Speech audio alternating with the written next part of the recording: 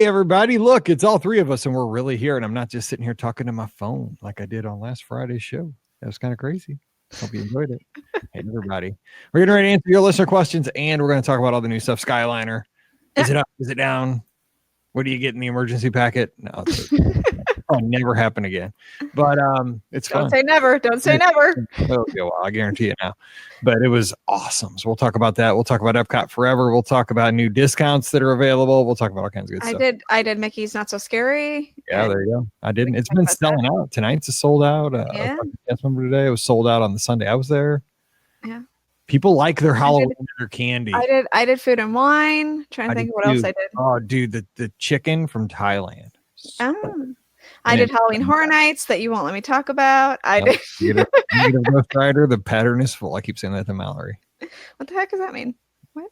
You don't know a Negative Ghost Rider? The pattern is full. Oh, I know Ghost Rider. Like, from what movie? Oh, never mind. That's not what I know it from. Top Gun. Oh, sorry. Oh. I haven't seen Top Gun. Oh, you're killing me. I'm sorry. I remember. Don't you remember Ghost Rider? It was a show that was on PBS. No, I didn't watch Channel 9. Oh, I'm sorry. Sesame Street. I was a nerd. I watched Channel 9. Hey, Michelle. Michelle, just for the folks in our live chat, she's like an OG listener. She is an OG. Back in like 08. Sorry, I didn't know it was Top Gun. My bad. Back when we had little kids, and now our kids are in college. I know. Sad. Yeah. Good Lord. And some of them are out of college too. Oh, man. Valid. Knock it off. Okay, here we go. We're going to record the show. That's why you're here, right? I feel the need for speed. Oh my God. I just gave the high five. You've never seen that movie? That bothers me. I've never seen Top Gun. I've never seen movies, but I watch that one 1,000 times. We had Hannah watch that movie. I'm sorry. I've never seen Top Gun. Like, we frequently, probably a couple times a month, we'll have a what really good movie, or what I can't say really good, but what kind of landmark movie or whatever popular movie has Hannah not seen. I got it. Well, at least you're giving her an education. That's right. In movies. Wow. Yeah. There you Who's go. up there? Maverick and Goose. Great. Maverick and Goose. Well, Mike, you're gonna get a sequel here soon. It's coming I out. know. We're trying to be ready. It's totally it. I'm being topical. Except there's going to be no Goose. Yeah, the Goose with the canopy, so he's probably not going to be in it. He didn't clear the canopy. Oh man, I love that movie. The beginning scene where they're on the deck. Oh, so we know that the beginning music for this episode is going to be music from Top Gun. Oh, I love that movie. All right, let's just not record a podcast. Let's go watch a movie. All right. I think Facebook, you can watch a movie and I'll talk about it at the same time. It's like Facebook view or something. I don't know. Anyway. You can have a watch party. Yeah, we'll have a watch party. All right, here we go. Actually, my first name on the Disboards was Maverick Mike 21, just for the record. No, it was. Look me up. I'm still there, probably. I remember that. Yes. Goose, because Goose hit the canopy. All right, let's do this. Let's see. It's been so long. It's been 2 weeks. I totally forgot how to do this. All right, 15. We'll figure it out. We'll make it up. We've been doing it We've been making it up for 11 plus years. Here we go. Welcome to episode 1548 of the Be Our Guest Walt Disney World Trip Planning Podcast. I'm your host, Mike Rallman from BeOurGuestPodcast.com and one of the senior agents over at the Magic for Less Travel. Happy Wednesday to you. So glad to be back here in the studio recording some more shows. Thank you very, very much, everybody, for your kind words about last Friday's show that I kind of recorded guerrilla style during my trip last week down to Walt Disney World, checking out some new stuff. I got to give a shout out to all the listeners that came up and said hello. It was so fun getting to speak with folks briefly as we're walking through, like, say, Germany during Food and Wine Festival, or watching Epcot Forever, maybe sharing a gondola, doing the Skyliner. But we were everywhere. So thank you so much for coming up and making my trip that much better. And, next time we'll have to do it again when we're down there at the same time. So again, appreciate you listening to the show and coming up and saying hello. It really did make my trip better. So joining me today, glad to have the ladies here. We're going to be answering your list of questions. Joining me from a DisneyWorldAfterAll.com, touringplans.com, and the mouse for less. We have Rikki. Rikki, it's been a long time, 2 weeks. It has been, and I want to say thanks to everybody who came up to me and said hello while I was at Walt Disney World. Mike and I were like ships passing in the night. Like, I just didn't want to see him, as he was getting there, I was leaving. But I had a number of listeners also come up and say hello as well. So thanks, guys, for saying hello. So that was very nice. I did tell the pilot when we were coming in on approach, like you were just getting ready to leave Epcot. I said, can we just do like one big loop around the city? Exactly. I don't want to see her. Yeah, exactly. I'll my friends. That's it. All right. Also joining us, we have the co-owner of the Magic for Less Travel, Pam Forrester. Pam, how's it been going? So good. It's really been like a busy, crazy time of year for us right now. We have some new discounts at Walt Disney World, just lots of crazy busy stuff, but it's a good time. I know that our agents really enjoy trying to help our guests save money, so that's been a good thing. But yes, busy. This is the fall busy time.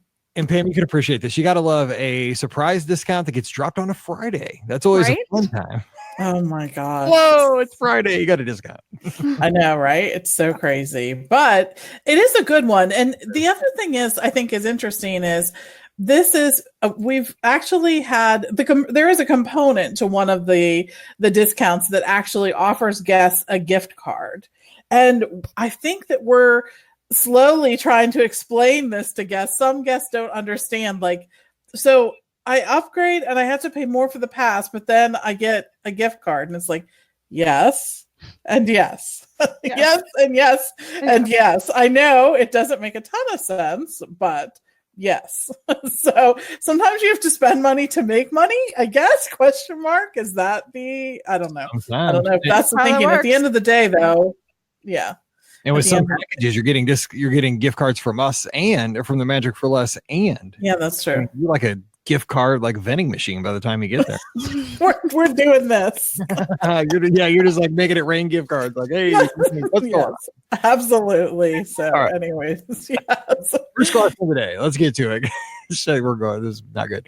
All right, Sherry's got the first question. She's down in Dallas. She says, "Hey, BOGP crew, can anyone use Minnie Vans or just those staying at a Walt Disney World resort? We have friends who'll be staying at the Swan for the first half of their trip before transferring to the Polynesian, but we're hoping to still use the same mini fleet." Thanks so much, Sherry. Rikki, what say you about the Minnie Vans? Well, I'm not 100% sure. I do believe that you probably can because you're on Disney property, and the Lyft app service that you're using will pull up minivan probably if you're anywhere on Walt Disney World property. So I would think that you can. Pam, did you look that up? You have verification? Yep. You absolutely can. Cool. Yay. Sounds good. All right. We have a question from 649 miles from the world. This is from Courtney. I guess you just got to take a compass and you could be anywhere in that circle. Says, "Hey, Mike, I'm a newer listener from New Orleans." And there you go. There's the answer. New Orleans. There you go. Yes, I was going to read. Reading is fundamental, Mike. You should put it right there in her topic sentence. Very good. Yep. And really got into running. My husband and I ran our first Disney race at Star Wars 5K this year. I just signed up last minute to run the Walt Disney World Half Marathon for 2020. Loving that Donald medal so much I couldn't help myself. Let me just warn you, Courtney. If you start looking at the medals, you'll sign up. Yeah, you'll be in trouble. Don't get medal, needing. All right, my mom and aunt are making the trip out to Disney with me, and I have a question about the finish line. Since our first run Disney race was pretty much rained out, but still so much fun for us, I really don't know what to expect at the half marathon finish line. Will my family be able to meet me at the end without a cheer squad package? And are there character photo ops after the race that they can join in the pictures with me? Thanks for the advice y'all give. The podcast has been super helpful planning my upcoming trips for Marathon Weekend and the Princess Half Marathon. Courtney. All right, so let me jump on this one because I've been across a few of these finish lines. Have your head on a swivel when you cross that half marathon finish line. Sometimes people propose. That's pretty sweet. Yeah, like Jay and Melissa. Yeah, I saw a proposal on my last trip on Main Street when I was at the Magic Kingdom. Like all of a sudden, this guy, girl's getting a picture taken, and all of a sudden he's down on one knee pulling out a ring, and nice. All Main Street's cheering. I was like, I choked up a little. I bet you did. Yeah. Okay. And then I called my wife and told her I love her. Oh, that's nice. So, that's sweet.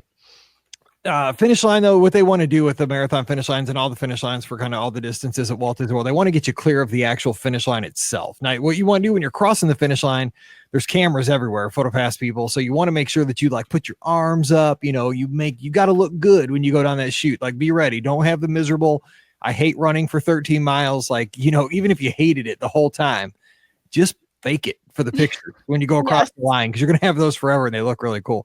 So I'm telling you, I've been there. I've had bad races where I'm just like hating life. But you know what? I get that line. I'm like, oh man, this was the greatest run ever. And I get clear the cameras. I'm back to looking terrible. Oh, yeah. So now your family there's a bunch of stands there at the end, and those are kind of first come, first serve. So they can get up there, but they got to get there early. But they can do that and watch across the finish line, but have them get there early. Photo ops, you can get photo ops. There are some pictures where you could get them as a family, like way clear of the post-race area. What they're going to have is you get your medal and your drink and your goodie box with your food and your cooling towel and all that stuff. You're going to move into an area where they're going to take you're still in the runner only area, where you'll get your picture taken with your medal and like a backdrop or like a paddle that says the distance, something like that. Mm-hmm. Your family can't join you for that because they don't let you back. That's in the runner only area. Once you clear the runner area though, you can go, and there's usually, as long as you're not too late, there will be some characters over by the DJ and you can get your picture there. But you know what? If you want to get some without the family, get them before the race. You look better, and the characters are there, so get there early. So, Rikki, anything else you have from your running races stuff? No, because I wanted to die at the end of my half, so I was like, but I did the thing you did.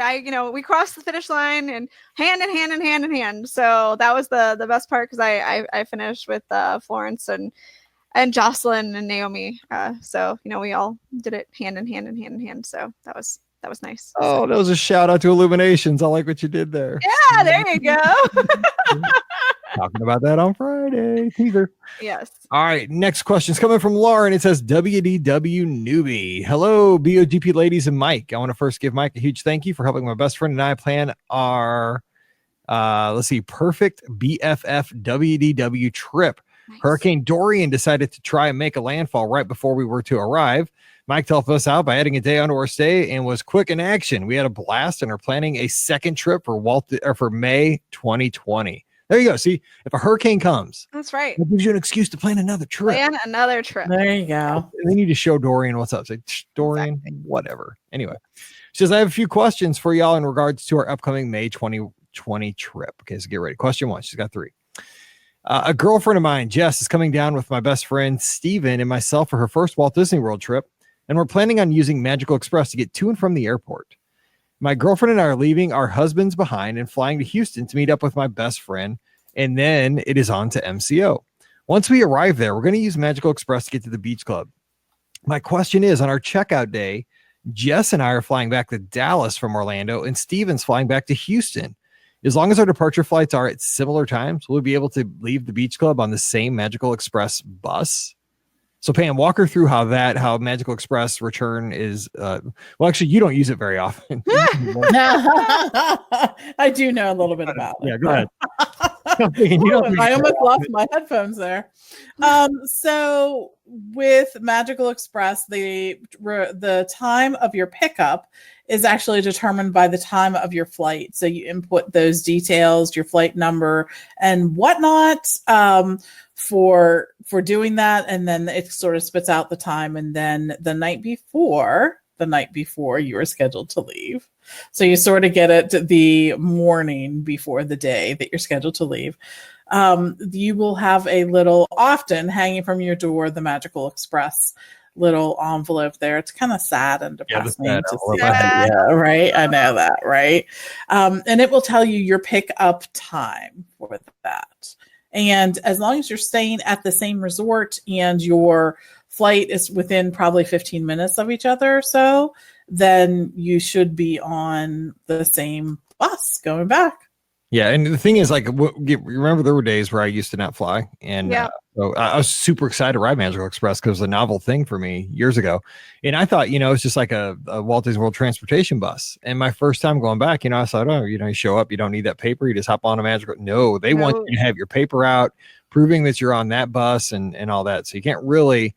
It is kind of strict as far as like they'll tell you where to be and what time to be there, and you can't miss it. It's a big old mess if you do. So don't. All right, question number 2. Like our September 2019 trip, this trip will be an adult focus trip. We arrive on a Thursday and only have park tickets for Friday and Saturday. All 3 of us are foodies and, more importantly, like a great wine. On our first day, Steven and I are taking Jess the newbie on a monorail pub crawl and having dinner at California Grill to watch the fireworks and enjoy some great food and wine. When we were there in September, Misner's was still closed. Mhm. Have y'all heard when it's supposed to reopen? Too funny. Good timing. I'm glad I waited a week to answer this one. She says the Grand Floridian was the least exciting stop on the crawl, and I hope to try the new Misner's Lounge. Any good drink recommendations? All right, so Rikki, give the good news on that, and then Pam, if you have any good drink recommendations, because Rikki will say milk. Okay, Correct, exactly. It is open. Good news. It surprisingly opened this past weekend. So hooray, it's open. And it's definitely an upgrade from Misner's Lounge when that existed. I feel like Misner's Lounge was kind of small and tucked back there behind the orchestra. So I feel like this is a much better location, and it's much bigger and more room for people to enjoy cocktails and or snacks. So yeah, that's pretty much it. It's not, I thought that so from the concept art, I gotta say, from the concept art, the chandelier that they had that's supposed to look like Belle's dress, I expected to look more like flowy, like a dress, and it does not look like a dress at all. It just looks like things just hanging from the ceiling, and I was like, well, that's a choice. Okay. It's a chandelier Disney bounding. I guess, yes, it's definitely Disney bounding. It looks like in a chandelier bounds. No, it looks beautiful. The only thing that's weird is it's like dark blue, and the Grand Floridian is decidedly not dark blue. It's very white and pink, and so that's kind of a bit jarring, I think, if you see it from a distance. But inside, it's very lovely, so that's good. That's wonderful. Yeah. Awesome. All right, Pam, what are they getting to drink? What's good at Misner's? Did it change with the new? Yes, it did. Yeah. So there are some new drinks, including some featured cocktails that sort of have, I don't know. They have an island rose, which I think is, I think that they called it island because of maybe the fact that there's lime and some pineapple and stuff in there. But anyways, that one sounds kind of good. I haven't had a chance to try any of these yet, but it has some Kettle One grapefruit and some rose water and pineapple and bitters and things like that. They have a floral bitter beauty, which is a gin drink with that Saint Germain elderflower liqueur, which they seem to have in a bunch of different things. But it also has Aperol and lemon and soda. They also have a lavender fog, which is a gin drink as well, and has some English breakfast tea in it. How about that, right? Right, yeah. Then they have a few different tequila drinks, including a Garden Daisy and a Sunny Margarita. And then a whiskey drink called Rye Knot, which I thought was kind of cute. It's with Grand Marnier and some cinnamon, which is always interesting to find in a drink. And then they have a seasonal old fashioned. But the other thing that I thought was good about this as well is they had some different kinds of champagne in there, which I think is a nice touch, sort of goes with that. They have some beverages without alcohol, some interesting beverages like a garden spritzer and a B&B, which again has some tea in it. There's a rosemary cooler. I like anything that has rosemary in it, so looking forward to that. Then they have a bunch of different beers, wines, and other sparkling things. They also have a food menu there, so remember that. And they do have some of the famous Grand Floridian cocktails that are they've always sort of been there at the Grand. So make sure that you check out the menu. That it's like a page upon page upon page menu. So and I will put out the shameless plug. We have the menu on the mouse for us. So go check it out there. Yes. Boom. Mic drop. Today. All right. Question number 3, the last one for Lauren. She says, Jess is a Walt Disney World newbie. However, she's been to Disneyland. She was intrigued by all the beautiful photos I took in World Showcase and demanded we plan another trip so she could go with us. I decided to have an Epcot heavy trip. We're staying at the Beach Club and are only going to make an appearance in the studios and Animal Kingdom one time each. Do y'all have any suggestions for taking a 40-year-old woman on her first Walt Disney World trip?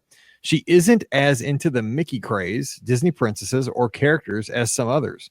I'm thinking heavy on World Showcase and good food and good drinks. She's expressed interest in Soarin', Tower of Terror, and Flight of Passage. Any great little drink spots or unique shopping in Epcot I shouldn't overlook? Thanks for all the Disney magic you guys provide 3 days a week and daily on Magical Mouse Radio. Lauren's also down in Dallas, Texas. All right, so Rikki, real quick, we got a lot of the questions, but this 40-year-old woman trying to get her fix, but she's not in, doesn't need the princesses or the characters, that kind of stuff. What are you thinking? Well, the good news is that you can definitely cater. That's the best part about a Walt Disney World vacation is if you don't want to do the princesses or characters or things like that, you don't have to. So that's the best part.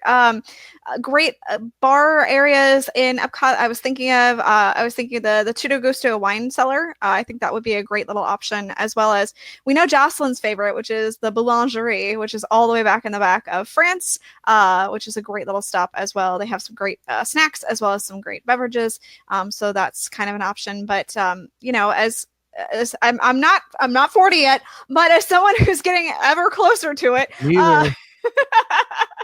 there are plenty of things that you can do without seeing characters and doing like the really quote kiddie things at Walt Disney World.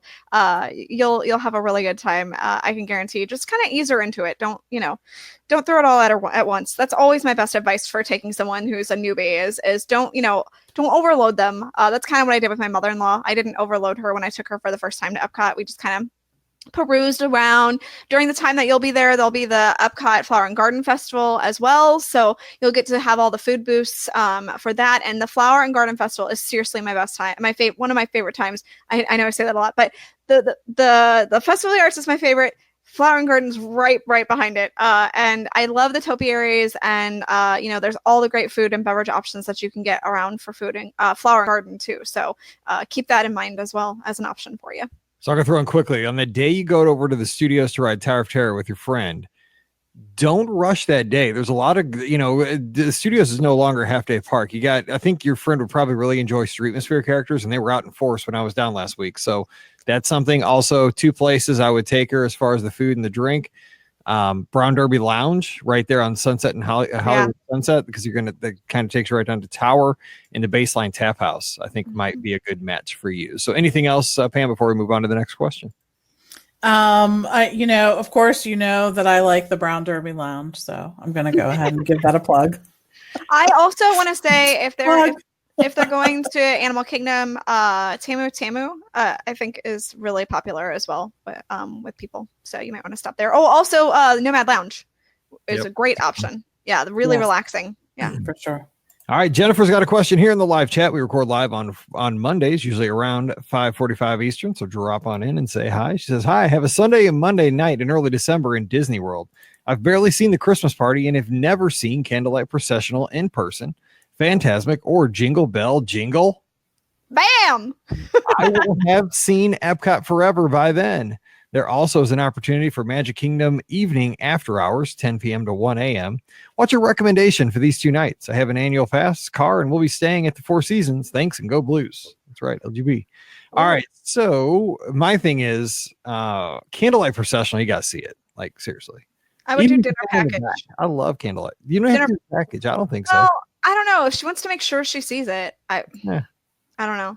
I would consider it. I would consider it. I would too. I would consider it too. Are you kidding me? The lines are so bad that anymore. They are. Yeah. So that's one night. Okay. So, and then out of the other things, after hours at the Magic Kingdom, Jingle Bell, Jingle Bam, Fantastic. I'd do Jingle Bell, Jingle Bam. That's just a fun little show. That's really grown on me. I like that show. Hollywood Studios blows it out of the water for holidays, and I know this year Animal Kingdom is going to be getting all of their stuff as well for the holidays, but since we haven't seen it yet, I don't actually know how it's going to be. But Hollywood Studios, seriously, like, they completely transformed that park. You have Jingle Bell Jingle Bam, and then you have the Sunset Showcase shows that happen on the Tower of Terror. The park is simply gorgeous. They really do a fantastic job. And Mickey's Very Merry Christmas Party is fine. It is not my favorite. Halloween Party is definitely my favorite overall. Whoa.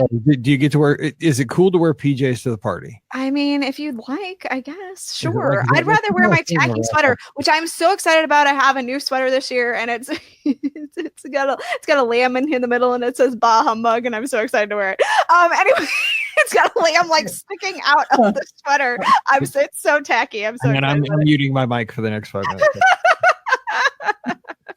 So anyway, but I think that I just the Christmas party is fine, but I don't know. It just lacks to me, especially the Magic Kingdom compared to Hollywood Studios. Like I said, Hollywood Studios feels way more Christmassy than Magic Kingdom does to me at this point in the game. So I know that's kind of heresy to say, but I mean, what I like though is you got options now. Like if you want to get, we do. You can go to the studios, you can go to Animal Kingdom, you can go to Festival of the Holidays over at Epcot. You don't have to pay the extra, but the Christmas party's fun. I mean, I love the Christmas party, so I'm gonna say I love it. I really do.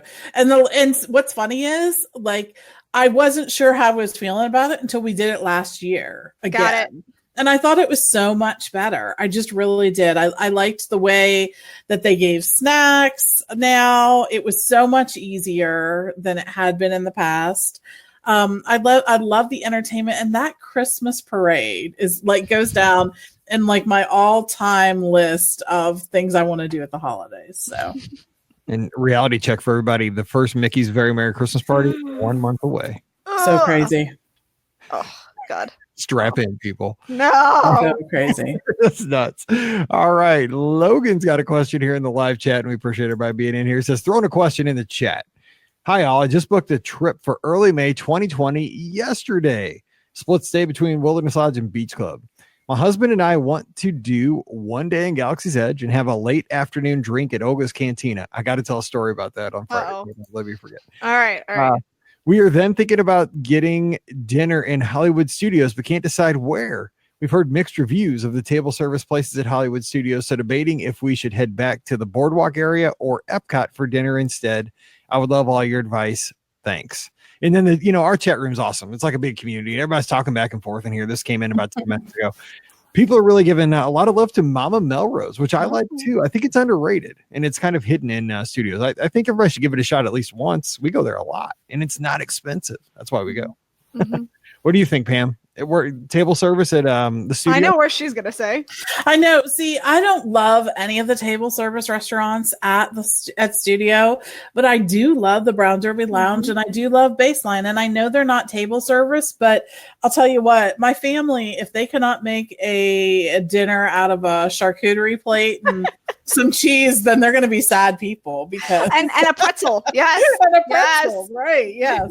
How can that not be dinner? I'm just saying that's like an entree and side dishes and a dessert. Hello. Exactly. Yes. So, no, but and I think in May especially, it's going to be so nice to sit outside and see in the weather. And where we're from, we can't do that many times of the year. They also have the famous Brown Derby salad served out there at the lounge too. So there's really lots of great choices. So I'm gonna say that, but if you're going to eat table service, I would really take a look at the menus. I'm not a huge fan of sci-fi. I think it's fine. I don't think it's horrible like it used to be. Remember when it used to be most everyone awful. Talked about everyone talked about how awful sci-fi was, but it has really improved since then. It does what it knows, which is really burgers and onion rings and nachos and stuff like that. Oh yeah, you're there for the bar pub type food for sure. You're not there for a fancy meal for sure. The thing is too with those two restaurants, I think you got to kind of put different goals in mind because absolutely. When I was down there last week, I went into Tune In Lounge and had a meatloaf dinner right at the bar with my milkshake. My PJ milkshake. It was awesome because I like that food. Because it's like comfort food. It's like going to Cracker Barrel. It's like it's not fancy, but it's comfort food. But here's the thing, at the studios with sci-fi and 50s primetime, and Erica's kind of mentioned in this, if you want to see Fantasmic, it's kind of a good deal to make a Fantasmic dining package, eat at one of those places, you're going to get guaranteed seating, and it's actually a really good deal. I've done it a few times. But the thing is, they're really unique environments. You're not really going for the food, you're going for the atmosphere and the experience at 50s primetime and sci-fi. So, as nice as the food's going to be, and probably better at Epcot or one of the boardwalk, beach club, yacht club resorts on your walk home, I think you can't get a, like a kind of like a show, like an experience like you would at the studios. So it just depends on the goal of your meal, I think. Yeah, that's true. I mean, that is true. And it is a great point. And I think there's a lot of times why sometimes you end up eating at a restaurant. You have to look at the total picture. You have to look at the total package. Like, what are you getting? What are your goals for that day, that evening? I think that sometimes a lot of those dinner shows are awesome. And especially at some of the ones like Mama Melrose and the Hollywood and Vine, because that's one table service credit that you're getting to use for that Fantasmic dining option.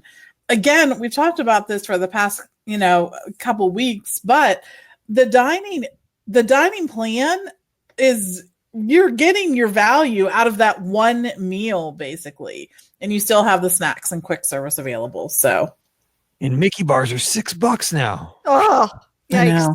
Dude, I eat so many of those things, I'm gonna be broke. Yeah, you better get the quick service plan. The figure that's $12. You can get 2 of those a day. That's $12 out of your $70 thing a day. That's before you eat your quick service and table. That's true. I've switched over to the ice cream sandwiches. Probably worse. That's still $6. That's still $6. They're more filling because I'm trying to be frugal about it. They're both ice cream and chocolate.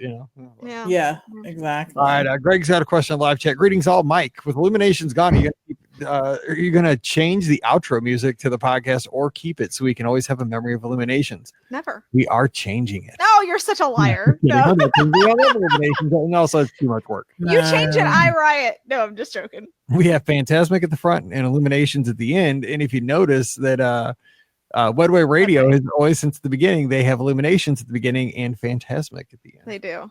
And we totally did not get together to make that happen. I just noticed that one day when I was listening. Colleen also, she was down there with her family at Walt Disney World while I was there. We just didn't get to cross paths. It was crazy times. But she said they did the ABC commissary and the burgers were good. And my husband's ribs were amazing in all caps. My favorite restaurant for sit down, though, is Prime Time. So yeah.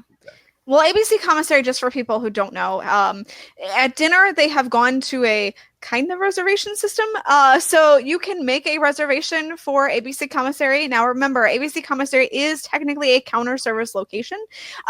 So you will go and place your order at the window, and then you will go sit down, and then they will bring the food to you. So you can technically make a reservation for it in the evening if you would like to eat there for dinner.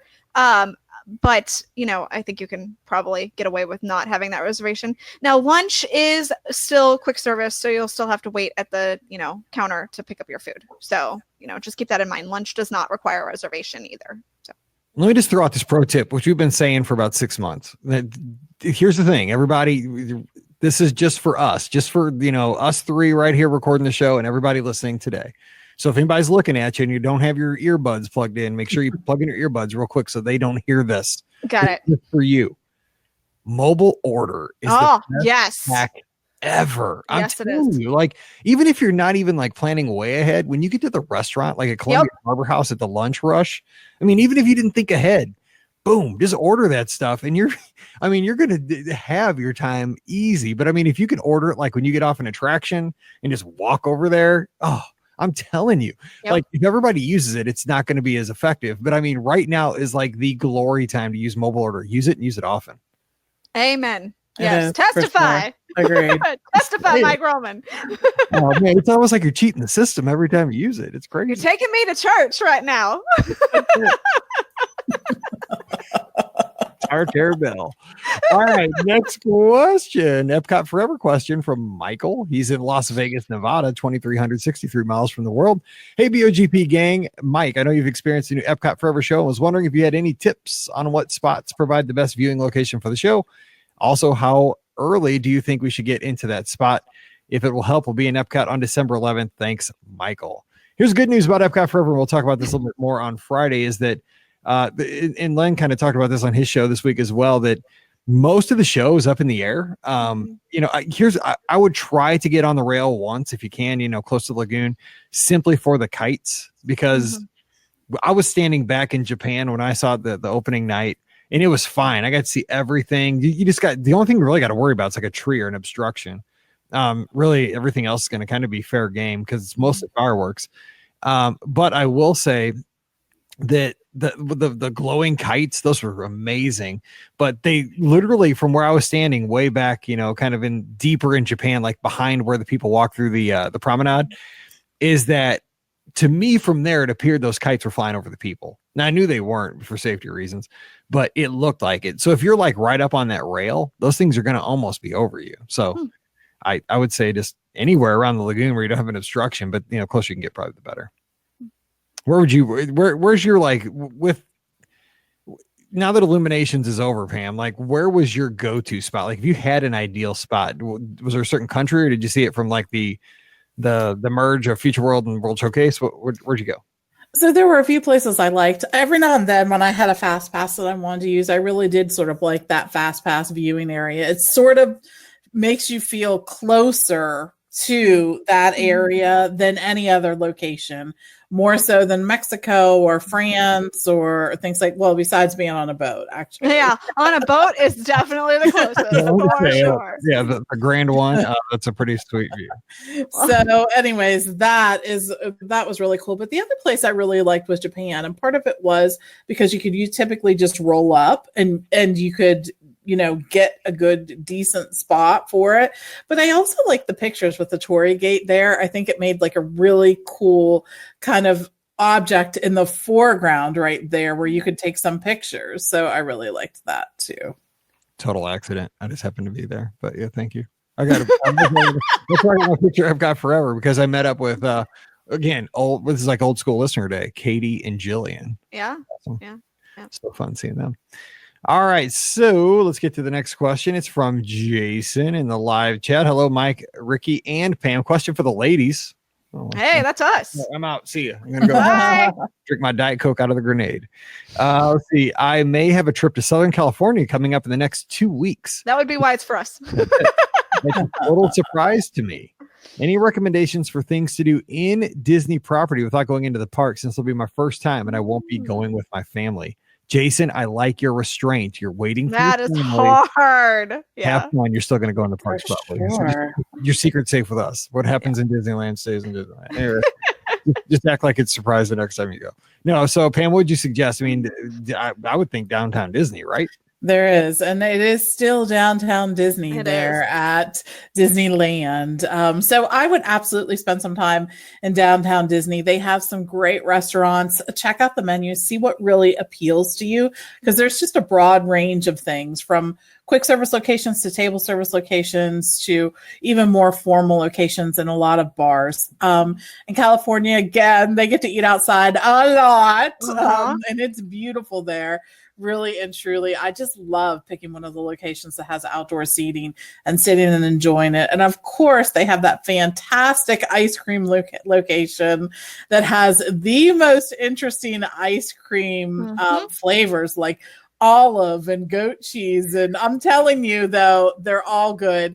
Go and try that. Of course, it's called Salt and Straw. Yeah, the name popped out. Yeah. But the other thing you can do is absolutely visit some of the on-property hotels there at Disneyland. Now, I know there are so many people who say you don't have to stay on site when you visit Disneyland because there are off-site hotels located close to Disneyland. But for me, someone who enjoys the whole vacation experience, and I'm looking for that resort experience in a bubble, if possible, it is imperative that I stay at one of the Disneyland hotels. You have the Grand Californian, which is really a sort of more sleek version of the Wilderness Lodge. It's not quite so rustic. It's more arts and crafts style. And that lobby is spectacular. There's also some great eating locations there. Their quick service location is great. Their lounge is great, but Napa Rose is awesome. So if you really are looking for some kind of fine dining, try there. Then you have the Disneyland Hotel, which to me just feels so nostalgic. I love it. From the lobby with the teacups sort of seating areas in the lobby to the pools that have the monorail and things like that. You'll love that. And again, there's some great eating locations there as well, including the quick service location and Trader Sam's. So don't miss that. And then, of course, there is Paradise Pier, which has sort of a beach blankety themed buffet in the morning. And again, not quite so over the top Disney, but they typically do a really cool lobby display if you're going to be there near any of the holidays. So you might want to check that out too. But again, just like really, I think suck up the whole atmosphere because it really is there. I love walking through that downtown Disney area in the morning. So good. Fun. All right, let's get to the last question of the day. We're going to give it to Colleen because I miss seeing her down at Walt Disney World and I feel terrible. It was just crazy. We're all over the place. I was all over the Skywalkers. You were all over the Skywalkers. That's a new name for them. All right. There you go. Very nice the synergy. All right. Colleen says, for a 2-night anniversary trip, would you recommend Coronado Springs or Four Seasons? I like the food and drink offerings at Coronado and the views, but we just learned about the Four Seasons on property and it looks beautiful, but we don't know much about it. All right, Pam. So talk about the pros and the cons of, because I'm a huge Coronado fan. I think it's got everything, and it's romantic, it's beautiful, it's new, it's the new hotness. I don't know, but I haven't done Four Seasons. So what do you think? So I think the thing that sways most people off the Four Seasons is the price. I'm just going to be honest and put that right up front. That's probably the one thing that most people that becomes a larger detractor. Not that it's not a beautiful location and just a beautiful resort period. It really is. It's stunningly beautiful. So think about that and think about whether or not it's important for you to be on Disney property. Are you going to use the dining plan? Are you going to want to use Magical Express to come to and from the airport? Are you going to want to have magic bands? Are you going to want to be able to charge to your room? All those things, because those are options that the Four Seasons does not have. Although it is on Disney property, it is not an official Disney resort hotel that allows those kind of things. So just think about those. I will say the Four Seasons has a fantastic steak restaurant, which you can visit even if you're not staying there. We ate there for Steve's birthday. Well, I guess it was this year. My years are getting. It was the summer because that was all Scott talked about for like 3 days. Yeah, it was really and truly.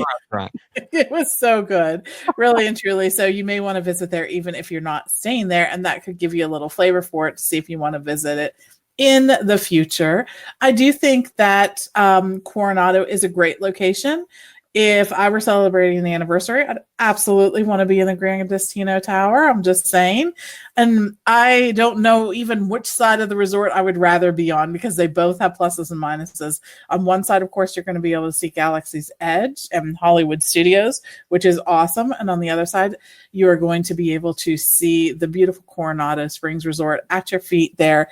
And you could probably catch a view of either Everest or the Magic Kingdom or both, depending on where you stay. So there's lots of great options for both. I really just think it's a matter of what you're really looking for and what your budget allows. Okay, so let's do this real quick because we're closing this show out. So if you had to pick one right now, I'm going Coronado Springs for the overall experience and visiting Four Seasons for a meal. That's my choice. Rikki, you? I think I would agree. Unless it's like a really big anniversary, then I would consider the Four Seasons just, to celebrate big.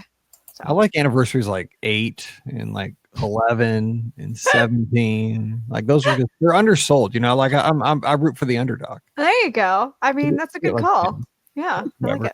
So Pam, overall, what would you take? Like, I mean, if you had to pick, I like to kind of stay one and visit the other. I like your analogy or your explanation there about the different anniversaries, because any anniversary I think is a good reason. That's true. It's a good point. I mean, Pam stayed with me for one more year. Heck yeah. So I think that's a good thing. For me, like I've said a bunch of times, when I'm visiting Walt Disney World, I really enjoy being part of that bubble. I like having the most all-inclusive experience I can, and I like it to be easy peasy. So I think that staying at Coronado is a little easier than it is at the Four Seasons. But the Four Seasons is also spectacular. So, to me, that would really be a challenge for me to do, and I'm not going to pick, and you can't make me. And that's how we're wrapping today's show. All right. Don't forget today's show brought to you by our friends over at virtualmickey.com. Home of great iPhone apps like Theme Park News, Disney Edition. Rikki, we have a plethora of news. So Yes, what are you reading about this week on the app? We definitely have a plethora of news, but I'm going to go with something that probably won't be talked about very much, and that is the Disney's Animal Kingdom Tasting Sampler is returning once again this winter. So guests will be able to purchase a digital card, which will allow you to taste your way around Animal Kingdoms, enjoying some of the park's carts, kiosks, and then after 4 p.m., you can enjoy some quick service restaurants. The sampler card costs $50, and it includes 2 digital value cards. One is a $50 card that can be used at over 40 outdoor food and beverage locations throughout the park. It does not expire. And there is a bonus $10 card that can be used at quick service locations after 4 p.m. for only from December 22nd, though, through January 4th. And you also get a reserved seat, 2 reserved seats, I should say, for the second showing of Rivers of Light. We Are One, which also must be used between December 22nd and January 4th. So if you are going in that time period, I think this is a great option if you're going to go to Disney's Animal Kingdom and you're looking at trying some great snacks around the park. Some of the things that they have listed here sound amazing. Like they have char siu pork with sticky rice. They have fried chicken dumplings. They have buffalo chicken chips. I mean, yeah, there's this. I don't know what this is, and I don't know how I feel about it. A pulled pork jelly donut slider. I think I'm out on that one. No way. That sounds like minor league baseball. That sounds awful. So anyway, yeah, so this is an option. Now it's a digital gift card, so it's actually going to be emailed to you, and it will have a barcode that you can put in your phone's digital wallet on your mobile phone, and that will be scanned at the food and beverage locations throughout the park. So it's very different than the regular, Disney gift cards and other plans that they have. So that's why I kind of wanted to specify how the whole thing worked. So. All right. So if you want to keep up with everything going on down at Walt Disney World Theme Park News Disney Edition, it's a free iOS app. It's going to look great on that iPhone 11 that you just got. So check them out today over at virtualmickey.com. Don't forget today's show also brought to you by our Amazon affiliate link. It's beourguestpodcast.com/Amazon. You're going to get all your Prime benefits. It's going to cost you nothing at all extra. And every purchase does help support the show. So before you go on Amazon, if you see somebody getting ready to buy some socks on Amazon today, freeze. Did you click through beourguestpodcast.com/Amazon? Yell that out. And if they didn't, go take over their browser and then let them do the shopping they want. Whatever it takes. So support the show that way. Give us a follow on the social media. We're on Instagram and Twitter at @BeOurGuestPod and at @BeOurGuestMike. And of course, we got a great Facebook page at facebook.com/BeOurGuestPodcast. All right, we're going to be back again on Friday talking about our recent trips down to Walt Disney World, all the news going on. Lots of thoughts to share a week later. Can't wait to talk about it. So hope you'll be there for that. So for Pam and Rikki, I'm Mike. Wish you a great Wednesday. Time to head back to work, and we'll see you real soon. Oh! Did they win? Did they win that game? Yachty just tied it up. Yes. Yes. I may not have to make cookies after all. Thank God. Oh. Hang on. I may not have to make cookies after. I have a bet going. It's the eighth. Eighth inning. Gold scores. Yachty singles. Yep. Oh, dude. Okay, I have a bet going with one of my coworkers. I gotta win.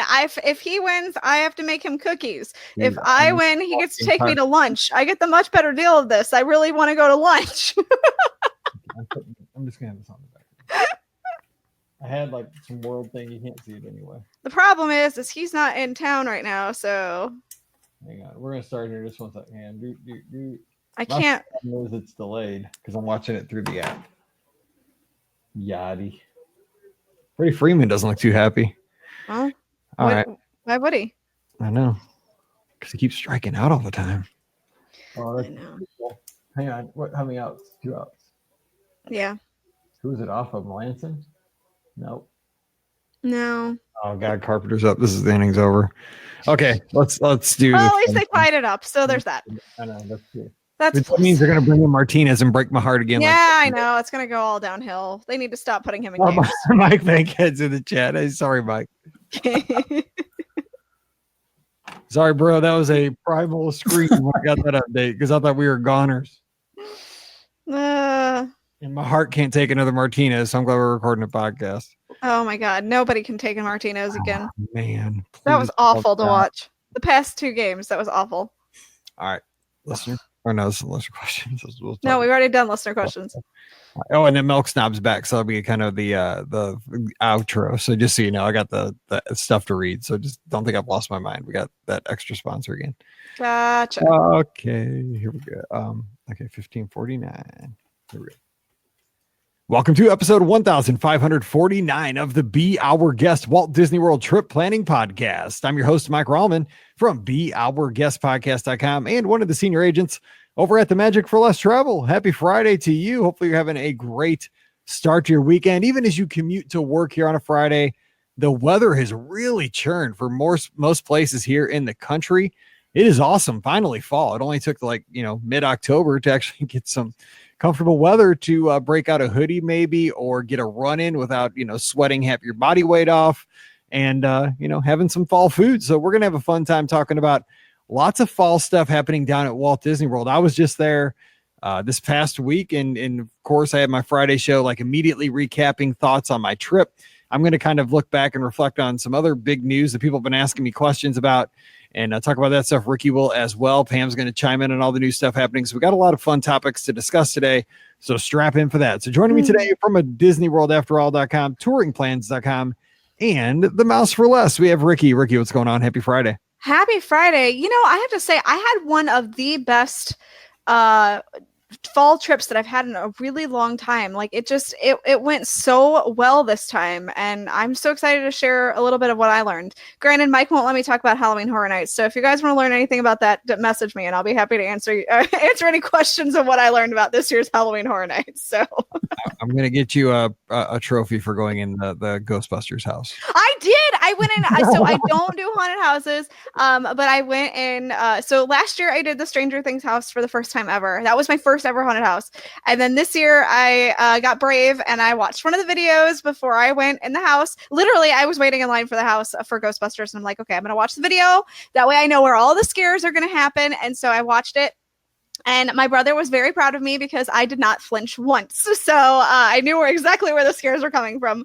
And that was very nice. So anyway, it was awesome. I enjoyed it very much. And those chainsaws were out in force, let me tell you. Who are you going to call? Pam Ghostbusters. Oh, dang. That's it. From the Magic for Life Travel, we have Pam. Pam, happy Friday and welcome finally to fall. Happy Friday. And it is really fall here. I'm just already getting ready to complain. So, it's actually, it's cooler here, but it's sunny. It's football weather finally because we've been sweating out the first 4 games. So it's nice. I like it. It was rainy here today, so not fun. Oh, well. Pittsburgh. All right. So Pittsburgh. Yes. Okay, so just kind of recapping some thoughts. Of course, I went down last week for just State of Pop Century for 3 nights, 4 days. I want to get down there. I had 4 major goals on the trip. It was to ride the Skyliner when it opened. I hadn't seen Galaxy's Edge. These two were making fun of me because I was like, of course. I like that I've seen Galaxy's Edge before you, the Star Wars fan. That's the part that I find to be the most funny, is that I've seen it before you had seen it. And I'm not going to rehash the stuff I talked about on last Friday's show, just kind of some new thoughts. I also wanted to see the Last Illuminations, my favorite ever fireworks show, and see the first Epcot Forever. So Skyliner, of course, that has been in the news this a little little bit. With the accident that happened at the Riviera station, an accident. Sunday night? Yeah, Saturday night. This past Saturday night. And the good news is nobody was hurt and the buckets hit. And I just want to have a quick conversation about kind of, social media and all this stuff happening, with Epcot Forever and with the Skyliner. Here's the thing. And this kind of goes, I just want to throw this out there. And, I'm pretty positive on things. You've heard me talk here and give my opinions for the last 11 years. First of all, Epcot Forever, let's leave the Skyliner for a second, because this is kind of more minor. I love the show. And here's what I loved about Epcot Forever. They gave Disney fans something. And I know it's temporary, but you know what? They had this little, segment of time after Illuminations, before Harmonious. And it was like, okay, Disney fans, we're going to tip our hat to you. We're going to give you what you want. They gave us the old Epcot music. They gave us a lot of fireworks. They gave us Walt speaking in the show. And Here's the thing. I think you really do have to see it in person, because I've heard a lot of people that watch the stream, which they, I'm glad they did a stream, but I think you really have to see the show in person to appreciate it, because of it's just, the kites aren't gigantic, but they look great in person. The fireworks are really impressive. They're colorful. There's a lot in the sky for you. It's a tight 10-minute show. And I hear everybody about the whole new world ending. Okay, I get that. But the thing is, if you were there on opening night and all the Disney nerds were there, like my people, I was watching it with my people, man. I loved it. Lots of great Disney fans. And when Walt came on, there were almost tears. And I know people are complaining about there was a kid narrating it. I don't care. Kids in Wishes, they used to melt my heart. I got a heart. I got a soul, people. And so when the kid starts talking, I'm singing, I'm like, oh, it's so cool. But let me just tell you, when Tapestry of Nations comes on, the drums, I was looking around. I'm like, oh man, is the rotating drum coming out behind me? Where is it? My head was on swivel. Nope, it was just the music, but it was still enough. It brought me back to those memories I had from 10 years ago. I thought it was amazing. It was a good show. Is it perfect? No, but I think people on social media, and I know this isn't a lot of our audience, but I think it's hard to expect perfection all the time. Would I have put a whole new world on the end? Probably not. I could probably pick the better song, as far as it fit in with all the old Epcot stuff. But the show was dang awesome. I loved it. And it wasn't perfect. But I mean, relax, people. It's a fireworks show. I loved it. It was so fun. So don't rain on my parade. All right. So I'm ready to rain on your parade. Hang on just a second. No. You got to talk. You got to talk. My turn. Go ahead, Rikki, and then we'll go to Pam. But I know, because Rikki, you were kind of oh, the whole new world thing. Oh my gosh. I know Aladdin was probably the movie that was coming out when they were making the show. I get it. Probably. I was trying to think about that. That's exactly correct. Yes. No. Okay. So I have no problems with the first 3/4 of the show. The first 3/4 are great. I don't care about the kids. I don't care about it. The first 3/4 are great. The part that I'm whoa, and granted, I did see the video, and I am giving it a lot of leeway to see it in person, but I can kind of judge the music on it, because the music I got to hear, you got to hear that, so I can judge the music part of it. So I think it would have worked better if they had meshed.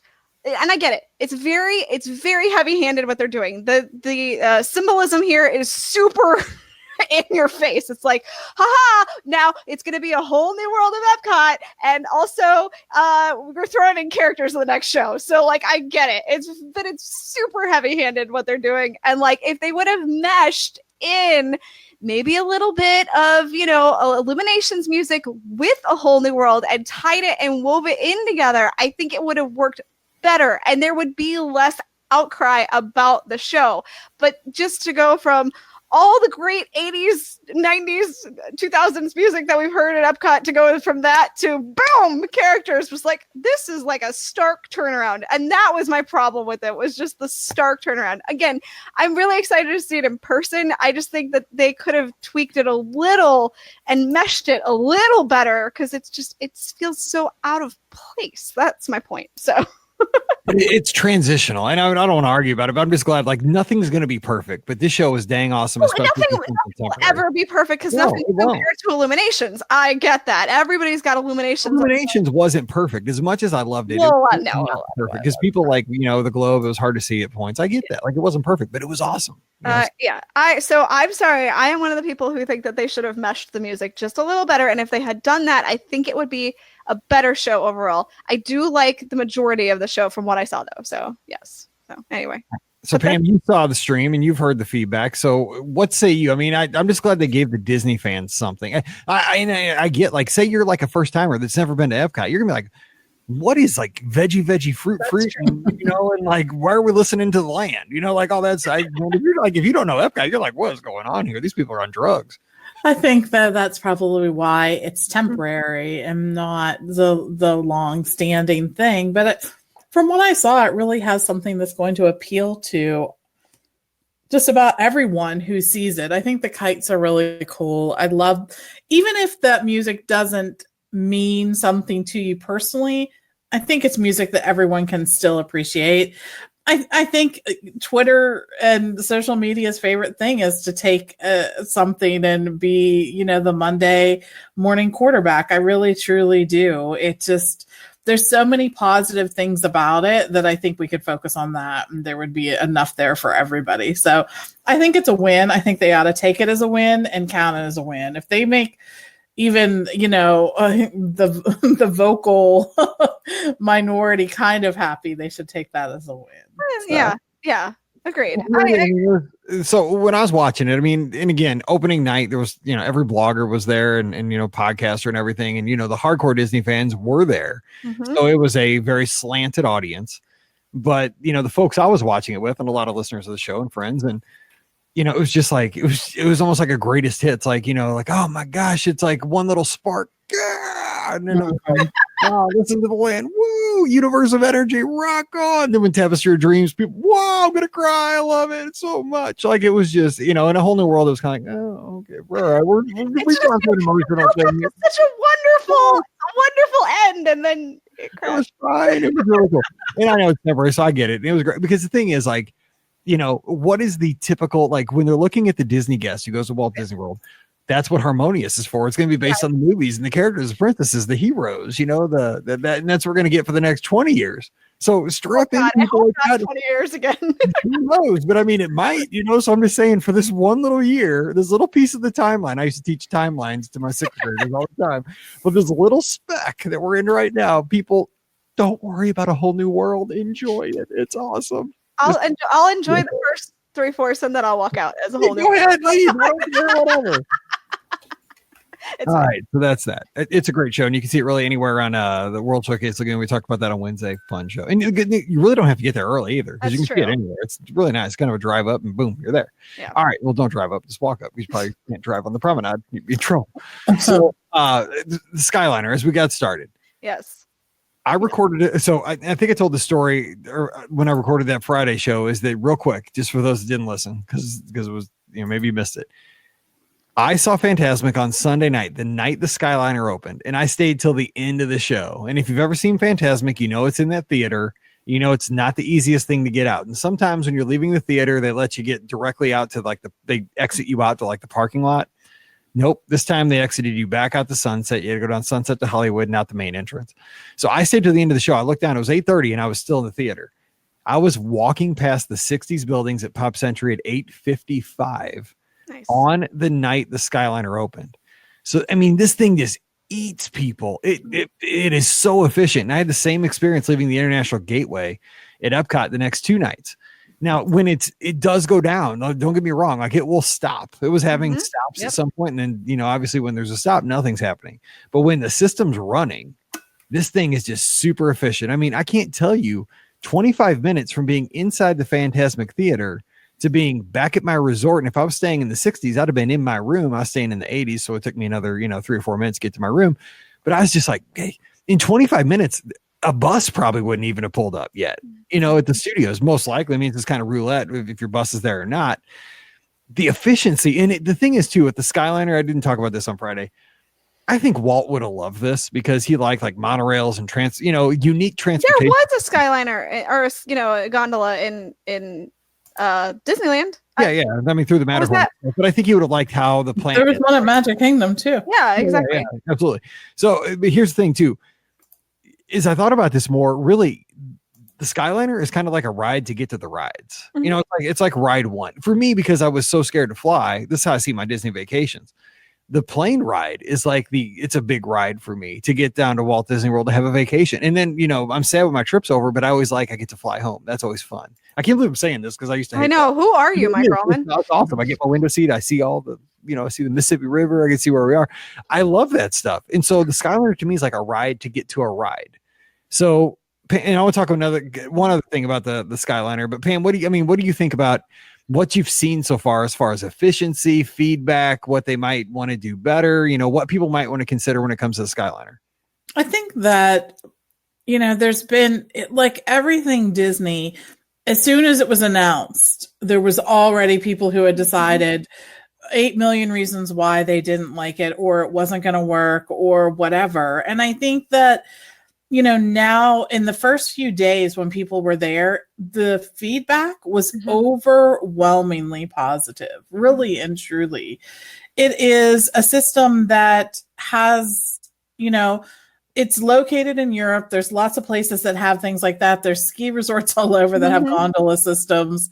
I mean, so there's really something about this that is going to work. And I really have to say, the more I saw it going in, the more I saw those buckets really going through the sort of the backdrops there for Walt Disney World, the more I loved it. The more I thought it was just a really, really cool thing to watch that happen and to be a part of and to see people there and to, watch people start to get excited about it. I think it's just a cool thing that really sort of fits in with the Walt Disney World climate and the way that everything's laid out and how far away things are. It makes transportation easy. And here's why. When you think about it, it's not like a bus that you have to wait to come. Mm-hmm. It is always going. Like it is, right. Yes, it's a continuously loading system. And so therefore you don't have that. And that's always going to be part of the equation, except on the off chances that you walk out of your room, walk right to the bus stop, and the bus just happens to be there, which doesn't happen all that often. More often than not, you're like, oh, there's the bus that I wanted for Hollywood Studios. So anyways, but I love that idea. So that really is going to take away part of your transportation time. It's going to take away a big part of it. So even if from door to door it was exactly the same amount of time, it's still going to cut that time in half. And I think it's a novelty. I think that it's something that a lot of people are going to enjoy. I think that kids are going to enjoy it. I think adults are going to enjoy it. I think most people are going to want to ride it. Even people who are a little afraid of heights, I think once they get in it, it won't seem like that big of a deal. It feels very safe and all of that. So I don't think that there will be many people who are like, I can't do it. I can't do it. So hopefully we'll get past the snag. And that's the thing that Disney's great at, is figuring out how to adapt and move forward. Yeah. And let's just say this incident was ill-timed in the sense of you already had people who were already up in arms about the fact that they were building the Skyliner and, well, you'll never get me on the Skyliner because, what happens if, and so there were already people who were waiting for this moment to happen. And when it did, of course, they're going to jump on it and be like, well, no, I'm never getting on it again. And it's like, no. First of all, we've had accidents happen with buses at Walt Disney World. You can't say that we haven't. And unfortunately, we've had accidents that have happened with the monorails. So there have been accidents that have been happening with all of the Disney transportation systems in the past. It's just, unfortunately, this one happened so soon after it opened. You know what I'm saying? So, and everybody still rides the monorail and everybody still rides the Disney buses. And, it is what it is. I absolutely enjoyed my experience on the Skyliner. I was not fearful at all. I do not love heights. However, I am fine when I am in an enclosed thing. Like if I'm in something and I'm high, I'm okay. If I'm like free floating a little bit, I'm not okay. So like this is fine for me. I felt safe. I felt, it felt fine. I know everybody's worried about the heat and stuff like that. And okay, when it stopped, and I did have a few moments when it stopped, and I didn't have the luxury of being in the sky when it stopped. Oh, I guess that's a luxury. I should use that in quotes because a lot of people, that would freak them out. But I was in a station when I was stopped. And unfortunately, in the station when you're stopped, it did get a little toasty. I will have to admit that it did. But, it is what it is. We were only there for like 5 minutes. So, it's a great transportation system. I know that people are fearful of it right now, but please don't be. It's going to be fine. It is fine. It is, like Mike said, it is so smooth.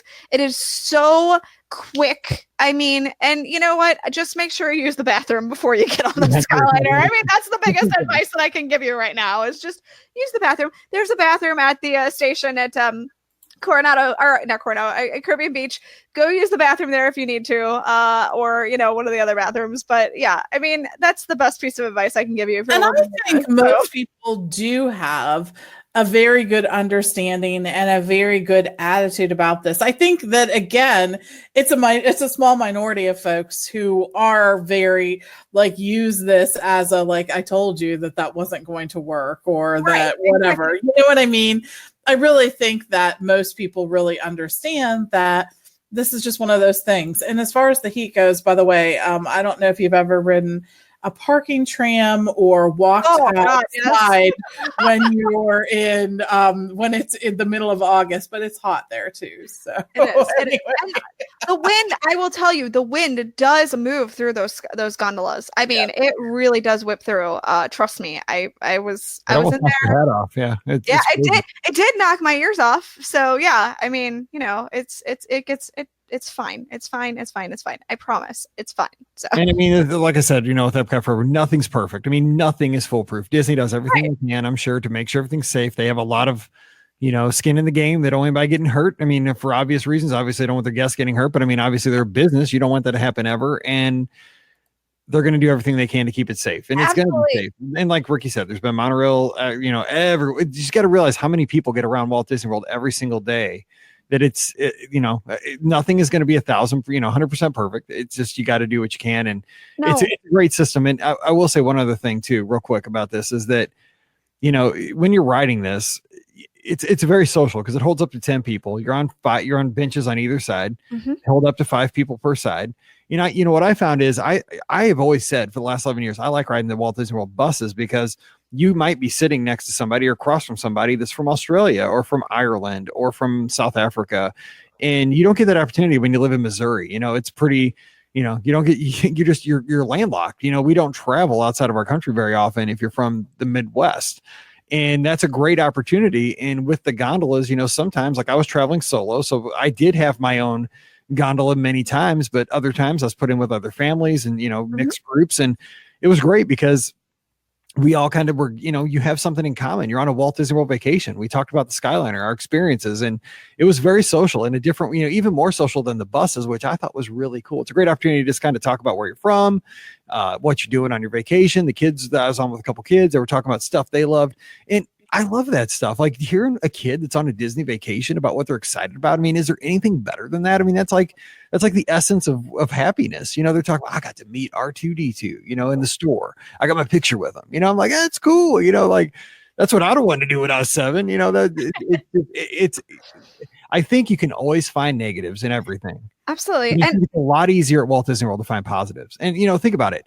If you're listening to the show and you've been, how lucky are you that you get to experience things like this? I mean, you got to realize sometimes we got to take a step back and say, even if you've gone once, you've gone one more time to a great place that many people never get to go to. So I'm off my. No, you're good. Rikki, close it up because I want to talk about Galaxy's Edge too. Yeah, and I know people are complaining. Oh, it was 3.5 hours. They were stuck on that. Well, I've seen times when the monorail goes down, and again, people can be stuck on the monorail for a really long time as well. And again, sometimes those monorails get hot too, especially if the air cuts off or whatever. I've seen the same things happen on the monorail and people don't have a problem with the monorail. So just, it's going to be okay. I promise. Get on the gondolas. It's going to be okay. And it was on like the one day, because again, I was there like day 1, day 2, day 3 of the system. And, I was having issues between, Pop and Art of Animation, Caribbean Beach, that line that gets you over to kind of the transfer, and it was fine. Just take a bus and you go where you're going to go. But it takes, even if you're not riding the Skyliner, it's going to benefit people because it's spreading people out. The people that are riding this, I'm not on a bus now. Like I'm on the Skyliner, so it's open to people riding the buses. All right, so Galaxy's Edge, you guys have been. Yes. A lot of, I feel like I was the last person in the world ever to go to a Galaxy's Edge. You were. It's fine. No. So anyway, I got in there and so I landed on a Sunday afternoon and I went there on Sunday. I got to Pop Century, checked in and went straight over to the studios to go on Galaxy's Edge. Man, this place is, I know some people say that there's not a lot going on and I loved it, man. I was walking around like a combination of Tatooine, Endor, with all the sounds. I got my picture taken in front of that X-Wing, and when I was getting my picture taken, all of a sudden I look back there, and Rey and Chewie and some other rebel is like working on it. There's smoke coming out of the engine. They're trying to fix it. I'm like, this is incredible. Like, and Chewie's walking around. I saw Rey 3 times that night, just walking around the land. You just don't see that other places.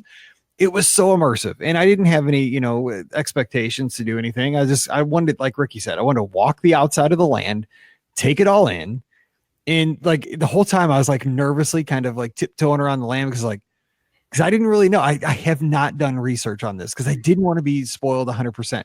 So I'm like, oh my God, when I turn this corner, is the Millennium Falcon going to be there? Like, it's not. Where is it?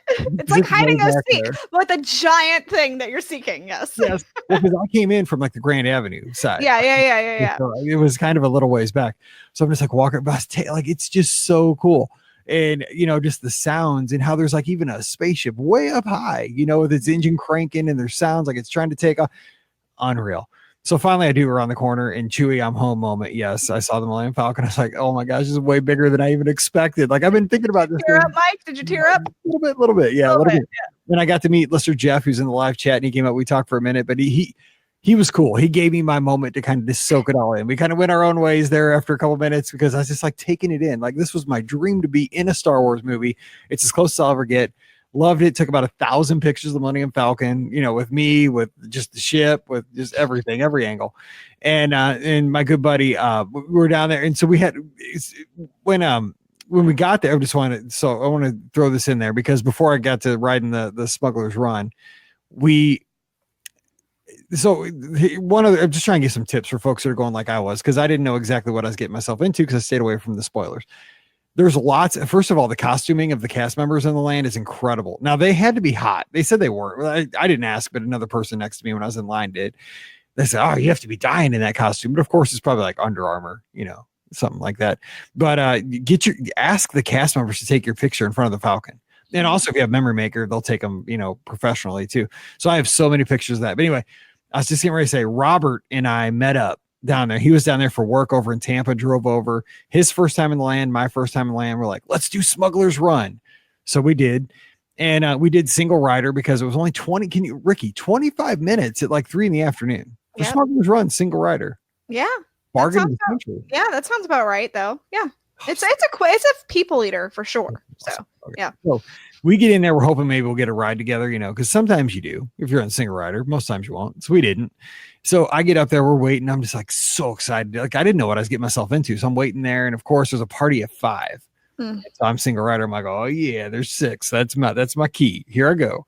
So they get me in with this family of 5, and it's okay. So here, you got a picture of my scenario. It's 2 8-year-old girls. Their brother's 10. Mom and grandma. Okay. So me. Okay. So they're in the crew of the Falcon now. So 2 girls, pilots, the mom and the 10-year-old gunners. Grandma and I are the engineers in the back. We are in charge of engineering, grandma and I. So grandma was like just all there for the kids, had no clue what was going on. I love grandma though, because she was my fellow engineer. Yes. So we get in there, like so first of all, when you go in like and you guys have seen this, you guys know, but like when I was in that like hallway where like they say, Han says, Chewie, I'm home. I was like, dude, I can't, but this looks so real. Like I am in the Falcon. I think 1,000 people move, get out of the picture. So I'm gonna get in there, get my picture with the chest hologram, chest set, and I was going around. Man, I was in my element so bad. Anyway, so then when you get to actually board the ship and you actually get in that cockpit that has such a unique view that you've seen your whole life, I was like, oh, this is awesome. Like I couldn't believe it. It was unreal.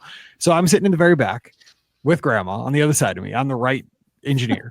The girls, I don't know, like, because it was the only ride I got to do the whole trip because I was doing other stuff. I was mostly in Epcot, but like, we didn't get all the stuff we were supposed to get. We didn't get, we got one of the things we're supposed to get. And the girls were just like, they were just laughing. I don't know if they were doing what they're supposed to do as pilots. We did go to Lightspeed. I yelled at her. I'm like, pull on that stick.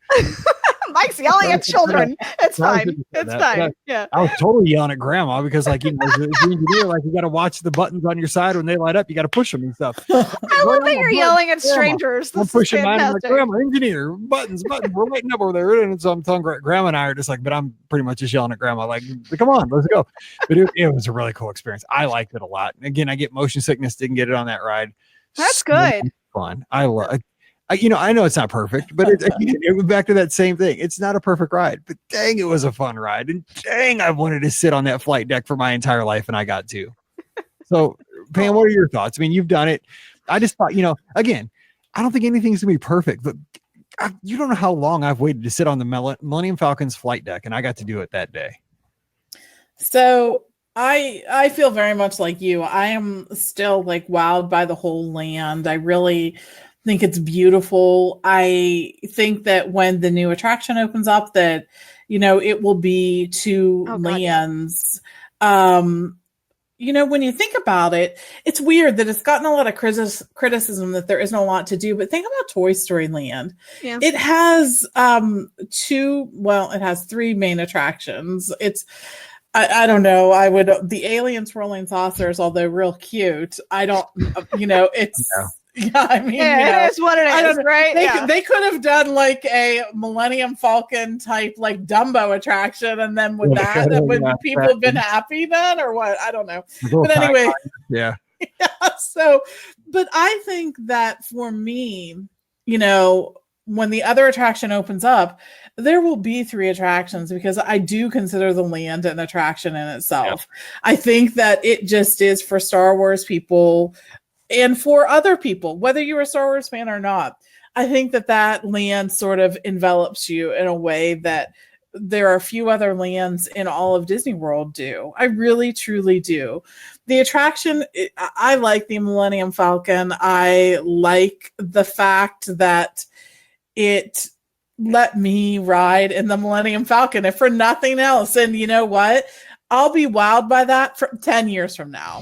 Me too. Or 50 years from now. I'll still be excited about it. Like just thinking about it right now, just like when I got to see, you know, like that first view when you're looking out the glass of the Millennium Falcon flight deck.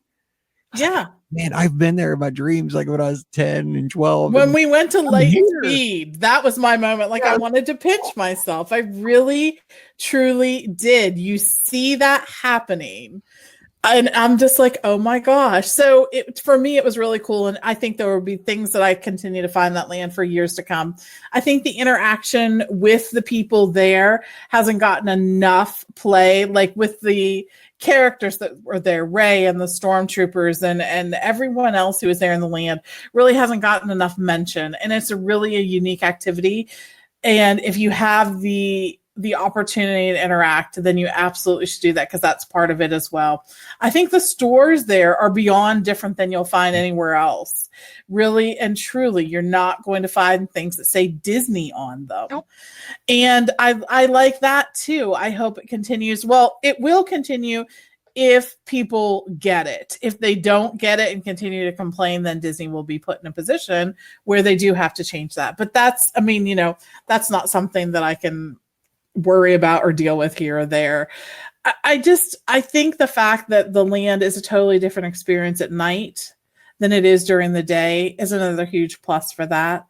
The photos, I mean, it's Instagrammable beyond belief, I think. So Instagrammable. So pretty. And I am someone who is going to like it from now until, you know, wherever. It will be one of my favorite lands. It just always will be. But it can be a great land for people who don't have that emotional connection to Star Wars too. It's a new Star Wars story. It's a different Star Wars story. And you know, just go and experience it. Go and have an open mind. I often am shocked, I don't know, just because this is not my personality, by some of the criticism of this land. And this one in particular sort of hit me off guard because I really and truly was wowed by it. So, well, and two, the question I kept getting, because I was joking about it for a month beforehand, is like, did I get a lightsaber? No, I did not. Because, and I did have a listener who's going to get me in and all that. And I really appreciate that, Donna. Thank you so much. You know, just we had other things we need to spend the money on right now. And I mean, I think, you know, sometimes just got to, I was lucky to get to go down, you know, and I pinched myself that I got this bonus trip, you know, 4 days, 3 nights down there and got to stay at one of my favorite resorts, Pop. It just wasn't in the cards, but did it diminish my experience in Galaxy's Edge, not having a lightsaber or not having a droid? No, I love seeing people walking around with their lightsabers. And they even had a little section set up outside the droid depot where people were driving their droids on this, that's like, awesome. Yeah, it's like this flat land that we used to use for the skating rink, for like temporary skating rinks, like real flat, so that the droids could kind of go. Now I've seen that has been the big complaint is you can't let your droid out anywhere. So that seems new. That's new, and that's awesome that you can let your droid out and kind of roam around and interact with the other droids, because there really was no other place to do that in the land right the way it was. So that's awesome. I'm excited. Yeah, I mean, it's smart by Disney, because if you see it, your kid's gonna want to make one. It's like it's kind of fun because there's like a cast member there, kind of just like helping everybody out and make sure everything's cool. So I like seeing that. Real quick too, I wanted to throw in my Oga's story. Yes. Okay, so I wasn't also Donna, the listener, had an Oga's reservation, was going to get me in. I wasn't sure exactly when I was going to be there. So this was the day I left, because I had a 2:00 flight. So I went over to the studios early that morning, rode Rock and Roller. And plus, I got a ton of fast passes like day of. I didn't go down with any fast passes.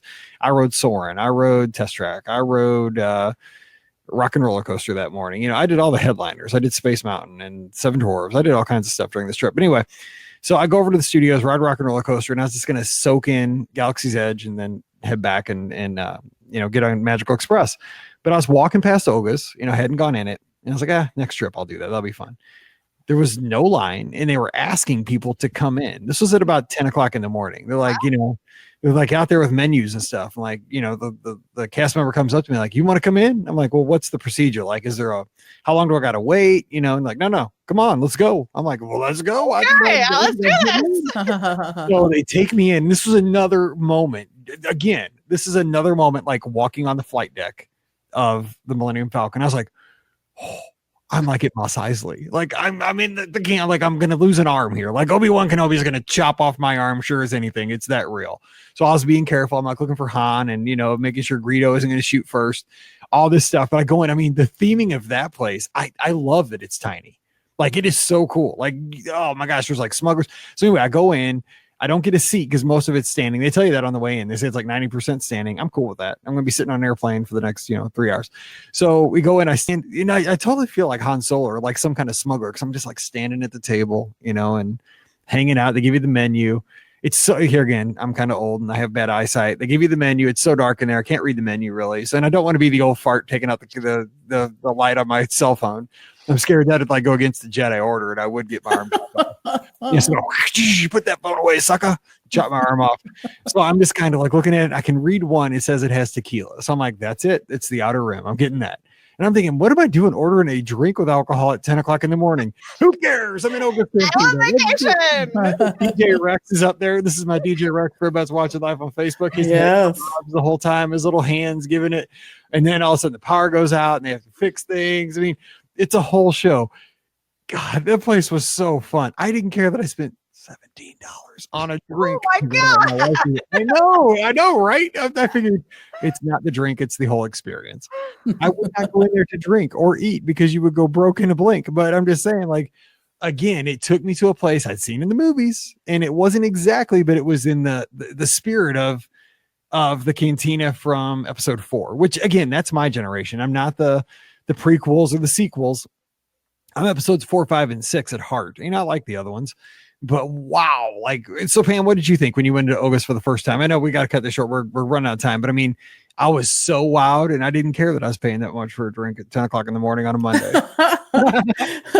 No, I really liked it too. I thought that like you, I felt really transported to that place. I felt like I was sort of in the movie. I thought the drinks were really interesting. I thought the bartenders were really great. They were willing to chat with things and try to get you in the mood. You're there with a bunch of other people who are there enjoying the same thing you are. And I love that about Disney World, that it brings people with, certain, I don't know, you have a propensity for liking Star Wars, and you get to be there together with other people who feel the same. It's kind of a cool thing. So yeah, it's because again, I was solo, and especially that day I wasn't with anybody. And so all right. Hey, no, I'm just joking.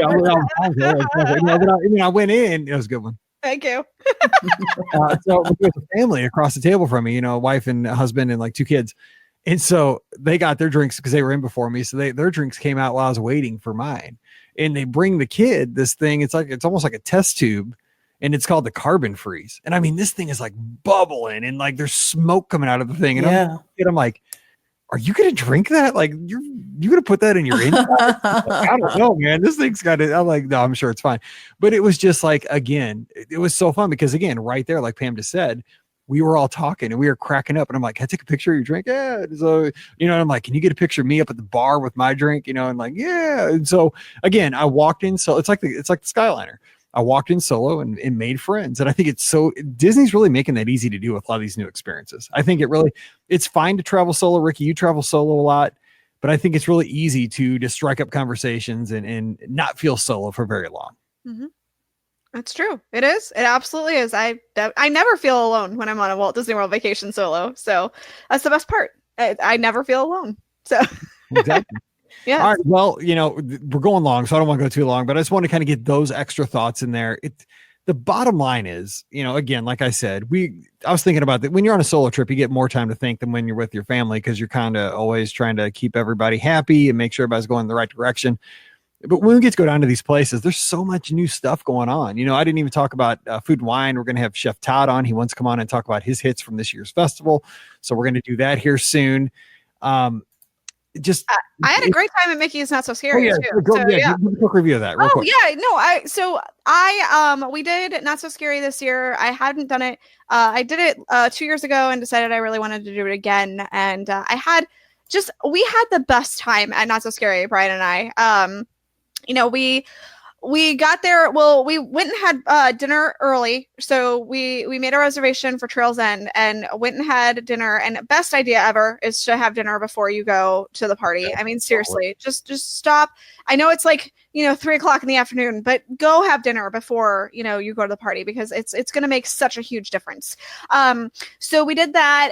And then we went to the party and, again, it's really awesome to enter the party the way you're supposed to instead of being in the park. But we were in the park that day and the park was not busy at all. I mean, it was so uncrowded because there was a party that night. But since we had left to go get dinner, we were coming back in and they wind you through the path along the side. And there's just some special energy because you're going through the special path. And it's so much fun. We had decided, we kind of set up a game plan and we decided we were going to hit a lot of the treat trails. So we did that first thing kind of as we were walking along. And first thing we did, we went straight to the Pirates of the Caribbean. And they have characters in the Pirates attraction. That was a lot of fun for the Halloween party. I thought it was really great. It was really cute how they did it. And they did a really good job with it. So I enjoyed that very much. Then we did a lot of the treat trails. We decided, and we did the thing that normally you don't do, but we made the executive decision to wait for the first parade. So we waited about an hour for the first parade. But really, honestly, because I wanted a really good view. And we waited in Frontierland and we just had the best time. We got to see, as we were in Frontierland, we got to see Brer Bear and Brer Rabbit, and they were having a good old time. And they were wandering like characters used to do, which was awesome. We got to experience that. It was there was just this fantastic moment with Brer Bear and he got the tape stuck to his paw on his foot. And there's video on the Mouse for Less and the Beer Guest Podcast Instagram. And it was so much fun watching that. But we stopped and did the Cadaver Dans, which was awesome as well. They did a fantastic show. Make sure you stop for them. I think they perform every hour on the half hour in Frontierland, so make sure you stop and see them. But we waited for the first parade, had a great view of the Headless Horseman, so that was good.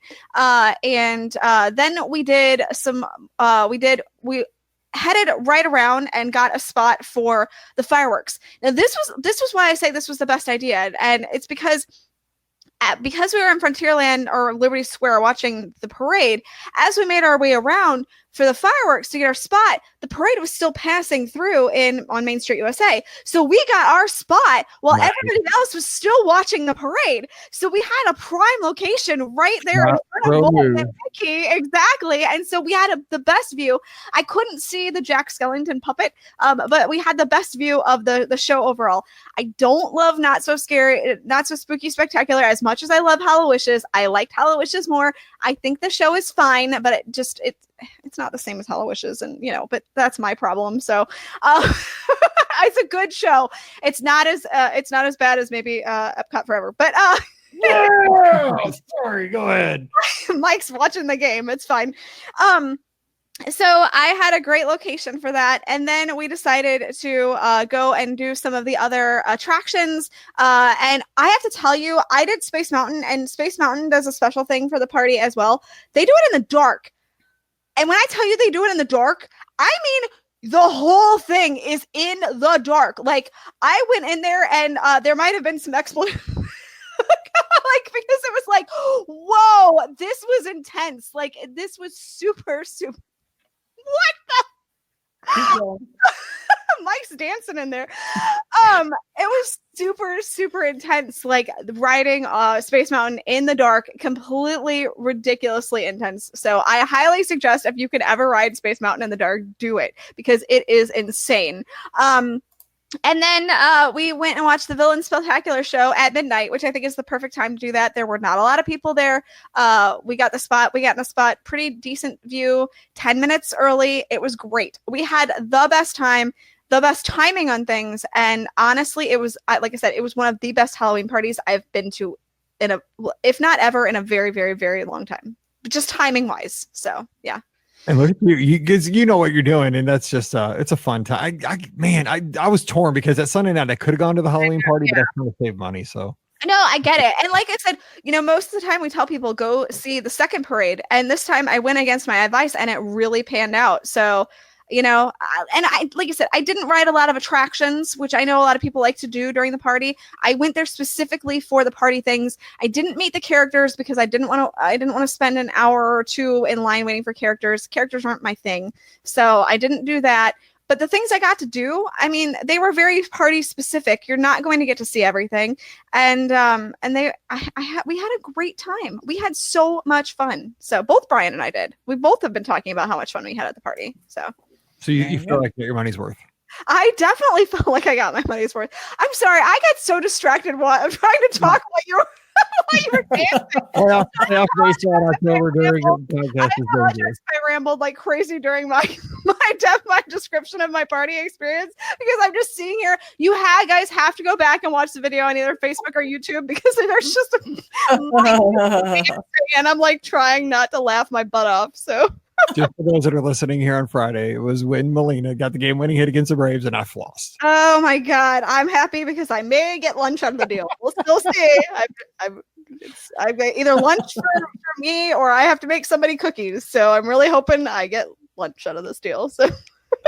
In wrapping up the show, Walt Disney World's a great place. So many new experiences, and it finally, it really truly is what you make of it. You can see things from the sunny side, or you can see things, with the cloud over it. And I always tend to see things sunny side up, because it's just, there's a lot of people don't get to do these fun things, and things are expensive sometimes, things break down sometimes, things might not meet your expectations 100% all the time. But all in all, this is a great thing. It's why we have the podcast. I love talking. It's why I did that last Friday podcast, because I wasn't traveling with anybody. I had to tell these things to somebody because I was having such a good time. And thank you for hanging with me and listening to that last Friday, because it's just a bunch of mumbo jumbo off the top of my head. But it's a fun thing. And I hope you enjoyed just some tips, some thoughts today. We kind of laid it out and just had a different show. And, it's what happens during playoff baseball in October. Yes, Mike yells and I get distracted. It's fine. Yes. All right. We're going to wrap it up with today's show. Thank you so much for being a part of the podcast family. Really, our friends down at Walt Disney World, friends all around the world, make this what it is. So thank you so much for always taking the time to listen. Don't forget, today's show brought to you by our friends over at the Magic for Less Travel. Great specials out there right now for early 2020. There's a gift of magic room offer. There's a kids free dining offer. There's gift cards, there's annual pass offers, there's Disney Visa offers over at the Riviera, all kinds of stuff. Easiest thing to do, drop by themagicforless.com, check out all the great specials while you're there, fill out that free no obligation quote form, and Agent will get back to you right away, and you'll be planning that next Disney trip and saving money to boot, which you can use to buy a $17 drink at Olga's Cantina, like me, not a rim. So check them out today over at themagicforless.com, and also don't forget we have our old sponsor back. They're back here because they have a new product, and it says, this episode brought to you by our friends over at Milk Snob, originally seen on ABC's Shark Tank. Milk Snob can now be found at Target, or Target as we call it. Bye Bye Baby, that's called. I thought it was Best Buy Baby. I'm like, Best Buy Baby, that'd be a weird concept. Like kids with computers. No, Chocolate Baby. Sorry, hope they're still listening. Nordstrom, their own online site, and over 300 retailers around the world. Their original 5-in-1 cover can be used as a cover for infant car seats, shopping carts, high chairs, infant swings, and even offers 360-degree coverage for nursing. They even offer magical and galactic prints through their Disney and Star Wars partnerships and covers, blankets, crib sheets, and more. Today, they've launched the Star Wars Little Explorers. This new print features iconic characters from the Rebel Alliance and the Empire against a cool gray background. Exclusively for our listeners, they're offering 20% off. So head over to milksnob.com to use the code BeOurGuest20. Again, that's milksnob.com. Use the code BeOurGuest20. Don't forget to follow us on Instagram and Twitter at BeOurGuestMike and at BeOurGuestPod, and drop by the Facebook page at facebook.com/BeOurGuestPodcast.